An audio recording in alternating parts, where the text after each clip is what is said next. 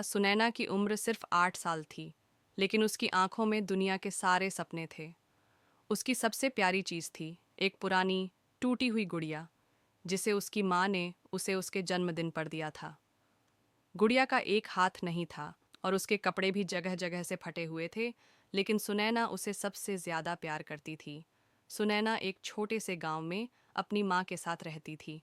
उसके पिता का देहांत बहुत पहले हो गया था और माँ दूसरों के घरों में काम करके किसी तरह गुजारा करती थी।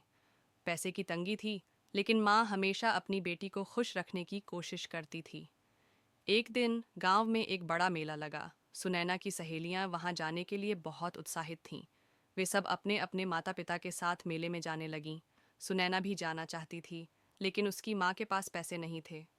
माँ ने उसे समझाया, बेटा, इस बार नहीं, लेकिन अगली बार ज़रूर।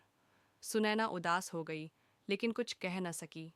वह अपने छोटे से आंगन में बैठकर अपनी टूटी हुई गुड़िया से खेलती रही। तभी पड़ोस की एक लड़की आई, जिसके हाथ में एक नई चमचमाती गुड़िया थी। उसने सुनैना की गुड़िया को देखा और हंसते हुए कहा, ये गुड़िया कितनी गंदी और टूटी हुई है, इसे फेंक क्यों नहीं देती? सुनैना की आंखों में आंसू आ गए। उसने अपनी गुड़िया को और भी कसकर पकड़ लिया और धीरे से बोली, ये टूटी हुई है, लेकिन यह मेरी है। मेरी माँ ने इसे मुझे दिया था और मैं इसे कभी नहीं छोड़ सकती। उस रात जब उसकी माँ घर लौटी, तो उसने देखा कि सुनैना अपनी गुड़िया को गले लगाकर सो रही थी, लेकिन उसके चेहरे पर उदासी थी। माँ ने महसूस किया कि उसकी बेटी की छोटी छोटी इच्छाएं भी पूरी नहीं हो पा रही थीं। अगली सुबह जब सुनैना जागी, तो उसने देखा कि उसकी माँ के हाथ में एक छोटी सी चॉकलेट थी